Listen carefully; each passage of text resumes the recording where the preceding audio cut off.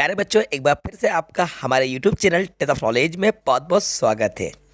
तो आज की इस स्पेशल वीडियो में हम सीखेंगे इंग्लिश रीडिंग करना, क्योंकि इंग्लिश स्पीकिंग करने के लिए सबसे ज़्यादा ज़रूरी है कि आपको इंग्लिश की रीडिंग करना आना चाहिए, और उससे भी ज़्यादा ज़रूरी है कि आपको इंग्लिश की वोकेब लर्न होना चाहिए, जिससे कि आप वर्ड टू वर्ड किसी भी स्टोरी को ट्रांसलेट कर सकें। तो आज हम इस स्टोरी को रीड करेंगे, साथ में आपको इसको ट्रांसलेट करके एक्सप्लेन कराने वाला हूँ वर्ड टू वर्ड। मतलब हमारे साथ स्टार्टिंग से लेकर एंड तक बने रहिएगा। चलिए वीडियो को शुरू करते हैं। अब देखिए, किसी भी स्टोरी को रीड करने के लिए और उसको ट्रांसलेट करने के लिए मैं आपको एक ट्रिक बताता हूँ। वो ट्रिक ये है कि मोस्टली जो स्टोरीज़ होती हैं वो हमारी सभी स्टोरीज़ पास्ट में होती हैं। किस में होती हैं? पास्ट में स्टोरीज़ होती हैं। और पास्ट में भी सबसे ज़्यादा पास्ट का जो इंडेफिनेट टेंस होता है, पास्ट इंडेफिनेट टेंस, ठीक है, जो पास्ट इंडेफिनेट टेंस होता है उस पास्ट इंडेफिनेट टेंस में मोस्टली स्टोरीज होती हैं। अब पास्ट इंडेफिनेट टेंस को कैसे बनाया जाता है, उसके लिए आप एक बात याद रखिएगा कि सब्जेक्ट आता है और वी टू आती है, देन ऑब्जेक्ट आता है, बस सब्जेक्ट के साथ वी टू। तो जो स्टोरी को हम रीड करने वाले हैं इसमें भी आपको सबसे ज़्यादा वी टू देखने को मिलेगा, वर्ब की सेकेंड फॉर्म। अगर आपको मीनिंग पता है बहुत अच्छी बात है, नहीं पता है तो मैं आपको एक एक वर्ड का मीनिंग इस स्टोरी में एक्सप्लेन कराता जाऊंगा। चलिए अब वीडियो को शुरू करते हैं और इस स्टोरी को रीड करते हैं। देखिए, a boy went to his friends. ये जो सिंगल ए है इसको यहाँ पे आ बोला जाएगा, ठीक है। तो a boy went to his friends, तो यहाँ पे ये जो फ्रेंड्स लिखा हुआ है ये प्लूरल वर्ड है, जो कि फ्रेंड का फ्रेंड्स प्लूरल लिखा हुआ है, ठीक है। तो क्या मतलब है ये लाइन का, पहले इसको एक बार फिर से रीड करते हैं। A boy went to his friends, एक लड़का। अ बॉय का मतलब क्या हुआ? एक लड़का, ठीक है। ये जो आ है इसका मतलब यहाँ पे होगा एक, ठीक है, इसका मतलब एक होगा। तो अ बॉय मतलब एक लड़का, वेंट टू। अब देखो वेंट क्या है? वेंट गो की सेकेंड फॉर्म है। गो मतलब होता है जाना, और वेंट का मतलब होता है गया, ठीक है। ये इसका मतलब होता है। वा का साउंड देगा वेंट, क्या बोलेंगे इसको? वेंट। अब boy went to his friends, एक लड़का अपने दोस्तों के पास गया। किसके पास गया? अपने दोस्तों के पास। टू हिज फ्रेंड्स, तो हिज का मतलब होगा उसके, यानी अपने बोला जाएगा, फ्रेंड्स मतलब होता है दोस्तों। तो एक लड़का अपने दोस्तों के पास गया, ये इस सेंटेंस का मतलब हुआ। समझ आया आपको? चलिए आगे बढ़ते हैं। He wanted to play cricket with them. ये यहाँ पे थोड़ा सा क्लियर नहीं दिख रहा था, अब मैंने आपको थोड़ा सा, मैं इसको शॉर्ट कर लेता हूँ, आपको दिखेगा। ये आप आ गए। He wanted to play cricket with them. अब देखिए, ही किसके लिए यूज़ किया जा रहा है बच्चों? ही जो यूज़ किया जा रहा है इस बालक के लिए, इस लड़के के लिए यूज़ किया जा रहा है, क्योंकि यहाँ पे जो बॉय है ये नाउन है, और यहाँ पे ये जो ही यूज़ किया जा रहा है ये प्रोनाउन है। क्या प्रोनाउन है? प्रोनाउन है ही। क्योंकि नाउन को, रिपीटेशन को रोकने के लिए हम प्रोनाउन का यूज़ करते हैं, क्योंकि एक बार यहाँ पे नाउन यूज़ हो गया तो अब हम नाउन का यूज़ ना करके प्रोनाउन का यूज़ करेंगे, जो कि बॉय है, इसलिए हम यहाँ पे ही लगाएंगे। अगर किसी गर्ल के बारे में बात चल रही होती है तो हम वहाँ पे शी का यूज़ करते हैं, इसलिए यहाँ पे हम ही यूज़ करेंगे, ठीक है। इतना आपको समझ में आया? ही वॉन्टेड टू प्ले मतलब वे खेलना चाहता था। वांटेड टू, इसको क्या पढ़ेंगे? Wanted to. वांटेड का मतलब होता है चाहता था। क्या मतलब होगा? चाहता था, ठीक है। ही वॉन्टेड टू प्ले, वे खेलना चाहता था। क्या खेलना चाहता था? क्रिकेट खेलना चाहता था। CRICKET, cricket. विथ देम, उनके साथ। विथ का मतलब होता है के साथ, और देम मतलब होगा उनके, THEM, देम। क्या पढ़ेंगे इसको? Them. He wanted to play cricket with them, वह उनके साथ क्रिकेट खेलना चाहता था। किनके साथ? भाई अपने दोस्तों के साथ। तो जो फ्रेंड्स हैं इसके लिए यहाँ पे ऑब्जेक्ट देम यूज़ किया जा रहा है, ठीक है। He wanted to play cricket with them, वह उनके साथ क्रिकेट खेलना चाहता था, यानी कि वह अपने दोस्तों के साथ क्रिकेट खेलना चाहता था जिनके पास वह गया। समझ आ रहा है ना आपको? एक एक वर्ड मैं आपको एक्सप्लेन करा रहा हूँ। But he did not have a ball. देखो इसको पढ़ेंगे बट, BUT, बट। अब इस तरह के जो भी वर्ड आते हैं तो ये आपको आ का साउंड देते हैं, जिससे कि कट, हट, इसको हट पढ़ा जाता है, शट, शट, कट, कप, ठीक है ना। तो यहाँ पे हट, कट, शट, कप और बट, ये आ का साउंड देगा, यू पे, यू आपको यहाँ पे बा का, इसको बट बोलेंगे, बट बोलो, but he did not have a ball, he did not have a ball, उसके पास एक बॉल नहीं थी। He did not have a ball, उस लड़के के पास बॉल नहीं थी। ये पास्ट इंडेफिनिट का निगेटिव है क्योंकि हेल्पिंग वर्ब डिड यूज़ हो रही है, इसके बाद नॉट आ रहा है। तो he did not have a ball, इसका मतलब है उसके पास, किंतु उसके पास बॉल नहीं थी। बट का मतलब क्या होता है? लेकिन, है ना, लेकिन या किंतु। लेकिन उसके पास बॉल नहीं थी, यानी कि वो लड़के के पास बॉल नहीं थी। आगे बढ़ेंगे। They all went to a shop, they all went to a shop, they मतलब वे, और मतलब सब, वे सब वेंट टू अ शॉप, वे सब एक शॉप पर गए। कहाँ पर गए? शॉप पर गए। वेंट टू मतलब गए, कहाँ पर गए? एक दुकान पर गए। They all went to a shop, वे सभी एक दुकान पर गए, यानी कि वो लड़का और उसके फ्रेंड्स। ठीक है। द शॉप कीपर, क्या पढ़ेंगे इसको? द शॉप कीपर, देखो शाह का साउंड देगा, शॉप कीपर, तो इसको पढ़ेंगे the shop keeper had many balls for cell, the shopkeeper had many balls for cell. तो दुकानदार, शॉपकीपर मतलब क्या होता है? दुकानदार के पास बेचने के लिए बहुत सारी बॉल्स थी। The shopkeeper had many balls for sale, sale मतलब होता है बेचना, मैनी मतलब होता है कई। तो दुकानदार के पास बेचने के लिए बहुत सारी बॉल्स थी, यानी बहुत सारी गेंदें थी बेचने के लिए, ये इसका मतलब हुआ। आगे बढ़ेंगे। They bought one and gave the man a 5 rupee note, देखो दे बॉट, अब इसको सही पढ़ना, बॉट, बोलो बॉट। बॉट जो है ये बाय की सेकंड फॉर्म है। बाय का मतलब होता है बच्चों खरीदना, क्या मतलब होता है? खरीदना। तो बाय मतलब होता है खरीदना, इसकी सेकंड फॉर्म होती है बॉट।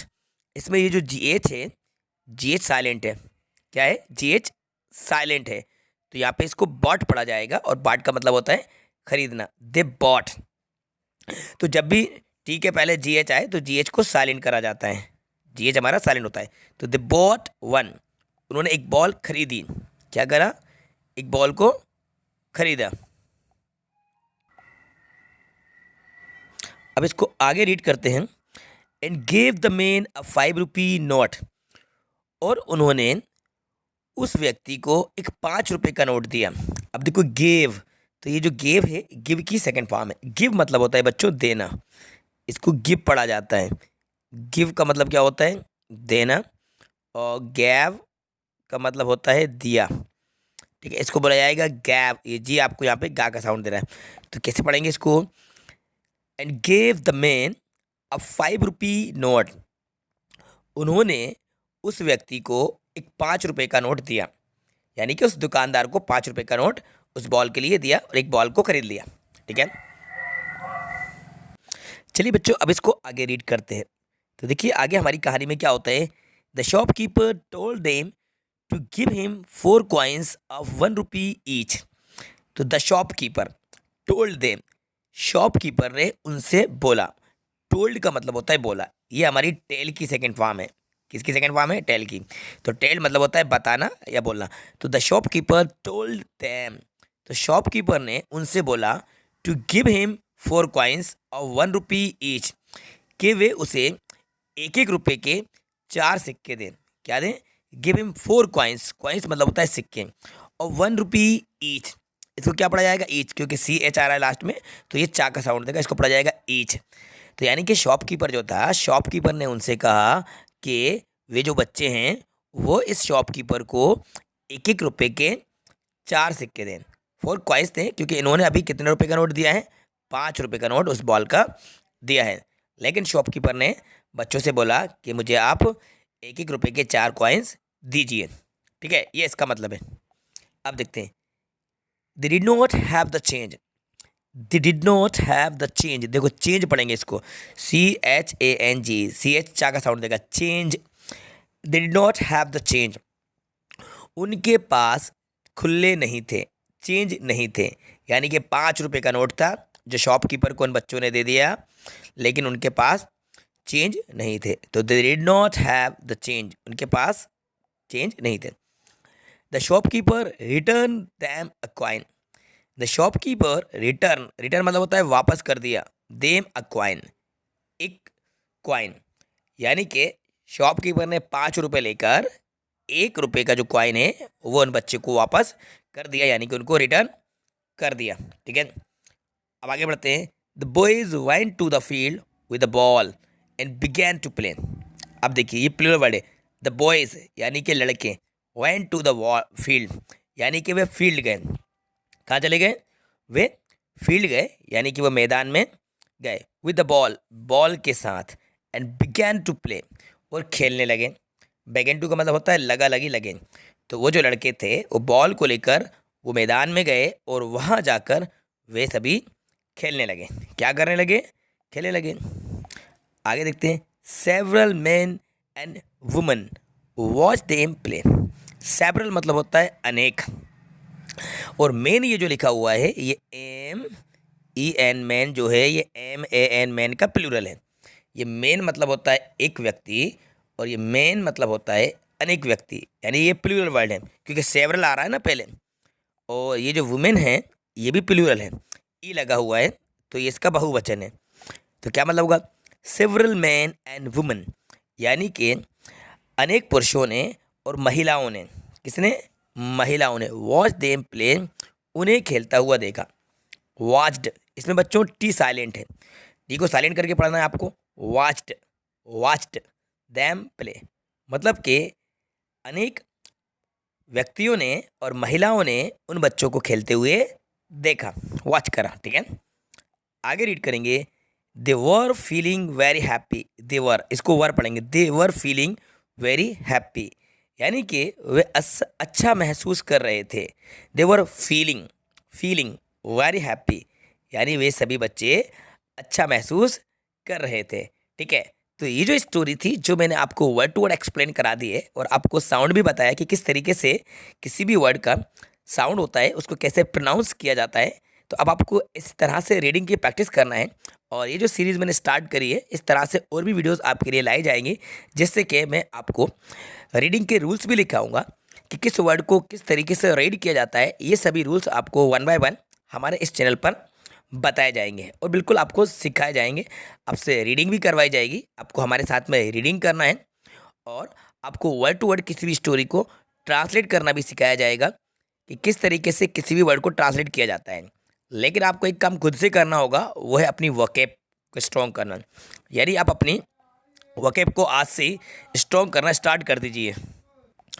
तो बच्चों, हमने जाना कि ये जो स्टोरी थी, इस स्टोरी में सबसे ज़्यादा V2 का यूज़ हुआ है, वर्ब की सेकंड फॉर्म का यूज़ हुआ है। और अगर आपको वर्ब की सेकंड फॉर्म पता है, यानी कि V2 पता है, तो आप स्टोरी को इजीली तरीके से ट्रांसलेट कर पाएंगे। अब देखो, मैं आपको हाईलाइट करता हूँ कौन कौन सी वर्ड जो सेकंड फॉर्म आई हैं, वो मैं आपको यहाँ पे हाईलाइट करके बताता हूँ, जिनको आपको नोट कर लेना है। उसकी first form, second form, third form अपनी नोटबुक पे नोट कीजिएगा और उसको लर्न कीजिएगा। देखो यहाँ पे वेंट, गो की सेकंड फॉर्म वांटेड, चाहता था। ठीक है, वांटेड चाहता। इसके बाद फिर वेंट आया यहाँ पे। इसके बाद आप यहाँ पे देखिए बॉट, जो कि बाय की सेकंड फॉर्म है। गिव की सेकंड फॉर्म गैव, टेल की सेकंड फॉर्म टोल्ड आई, क्या आई? टोल्ड। इसके बाद देखिए रिटर्न, वापस करना। फिर वेंट आया, ठीक है, आया वेंट आया। बिगैन, ये सेकंड फॉर्म आई, और वाज, ये सेकंड फॉर्म आई। तो इस तरीके से आप यहाँ पे देखिए कि V2 सबसे ज़्यादा यूज़ हुई है, और V2 के हेल्प से हमने इस स्टोरी को ट्रांसलेट कराएं। तो आई होप स्टूडेंट्स ये वीडियो आपको पसंद आई होगी, और आपने आज इस स्टोरी को अच्छे तरीके से समझ लिया होगा। तो अब इस वीडियो को लाइक कर दीजिए, और अपने सभी फ्रेंड के साथ ज़्यादा से ज़्यादा शेयर कीजिएगा। आपके जो भी फ्रेंड्स हैं उन तक इस वीडियो को पहुंचा दीजिएगा। और अगर आप हमारे चैनल पर नए हैं, आपने अभी तक हमारे चैनल को सब्सक्राइब नहीं किया है, फर्स्ट टाइम आप हमारे चैनल पर आए हैं, तो हमारे चैनल को सब्सक्राइब ज़रूर कर लीजिएगा, और साथ में बेल आइकन को प्रेस कर दीजिएगा, सो दैट जब भी न्यू वीडियो को अपलोड किया जाएगा तो उसका नोटिफिकेशन सबसे पहले आपको टाइम पर मिल जाएगा। Thanks for watching.